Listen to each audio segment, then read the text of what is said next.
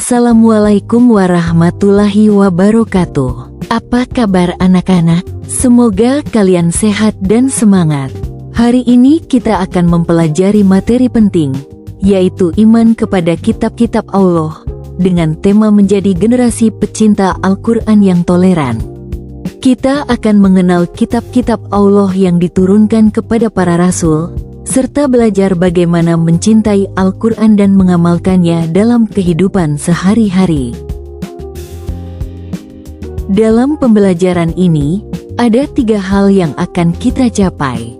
Pertama, kita akan memahami makna iman kepada kitab-kitab Allah serta sejarah turunnya. Kedua, kita belajar cara mencintai Al-Quran sekaligus bersikap toleran kepada umat beriman yang menerima kitab sebelumnya. Dan ketiga, kita mampu menyajikan informasi tentang kitab-kitab Allah secara kreatif, misalnya melalui timeline atau infografis. Allah berfirman dalam surah Al-Baqarah ayat 2-4. Al-Quran ini adalah petunjuk bagi orang-orang yang bertakwa, yaitu mereka yang beriman kepada hal gaib, mendirikan salat, menafkahkan sebagian rezeki, dan beriman kepada kitab yang diturunkan sebelumnya. Ayat ini menegaskan bahwa Al-Quran bukan hanya bacaan, tetapi juga pedoman hidup bagi orang beriman. Iman kepada kitab Allah berarti meyakini sepenuh hati bahwa Allah telah menurunkan kitab-kitab kepada para rasulnya. Kitab-kitab tersebut adalah firman Allah, berfungsi sebagai cahaya, petunjuk, dan pedoman hidup manusia, agar kita tidak tersesat dalam menjalani kehidupan di dunia. Ada beberapa kitab Allah yang wajib kita imani, yaitu Taurat, diturunkan kepada Nabi Musa alaihi salam. Zabur, diturunkan kepada Nabi Daud alaihi salam. Injil, diturunkan kepada Nabi Isa alaihi salam. Suhuf, diturunkan kepada Nabi Ibrahim dan Nabi Musa. Dan yang paling sempurna, Al-Quran, diturunkan kepada Nabi Muhammad Sallallahu Alaihi Wasallam.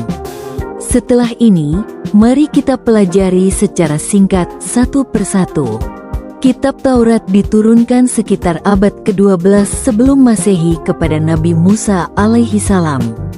Kitab ini ditujukan bagi Bani Israel, berisi hukum dan aturan sebagai pedoman hidup mereka. Taurat banyak digunakan untuk menyelesaikan perkara di kalangan bangsa Yahudi pada masa itu. Kitab Zabur diturunkan sekitar abad ke-10 sebelum Masehi kepada Nabi Daud alaihi salam. Zabur ditujukan juga kepada Bani Israel, namun isinya bukan hukum, melainkan hikmah, nasihat, doa, dan puji-pujian kepada Allah. Kitab ini lebih mengajarkan kedekatan spiritual daripada aturan hukum. Kitab Injil diturunkan sekitar abad pertama Masehi kepada Nabi Isa alaihi salam. Kitab ini ditujukan untuk kaum Bani Israel juga, sebagai penyempurna Taurat yang masa berlakunya telah habis.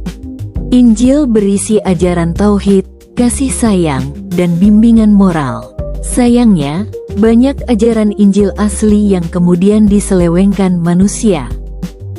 Selain kitab-kitab tadi, Allah juga menurunkan suhuf kepada Nabi Ibrahim sekitar 1900 tahun sebelum Masehi, dan kepada Nabi Musa sebelum Taurat diturunkan. Suhuf berisi lembaran-lembaran ajaran tauhid, perintah ibadah, dan tuntunan kehidupan. Walaupun kebanyakan isinya hilang, sebagian ajaran masih tersimpan dalam Al-Quran. Anak-anak sekalian, kitab yang paling mulia adalah Al-Quran, diturunkan kepada Nabi Muhammad Sallallahu Alaihi Wasallam pada abad ke-7 Masehi. Al-Quran adalah wahyu terakhir dari Allah, berfungsi menyempurnakan sekaligus membenarkan kitab-kitab sebelumnya. Di dalamnya terkandung ajaran tauhid, hukum, akhlak mulia, kisah umat terdahulu, serta petunjuk untuk seluruh manusia hingga akhir zaman.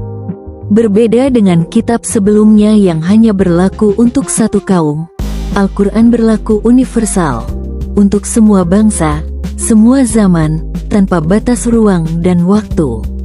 Karena itu, kewajiban kita adalah menjadikan Al-Quran sebagai pedoman utama dalam hidup. Anak-anak, mari kita cintai Al-Quran dengan 3 cara: membacanya dengan tartil, memahami kandungan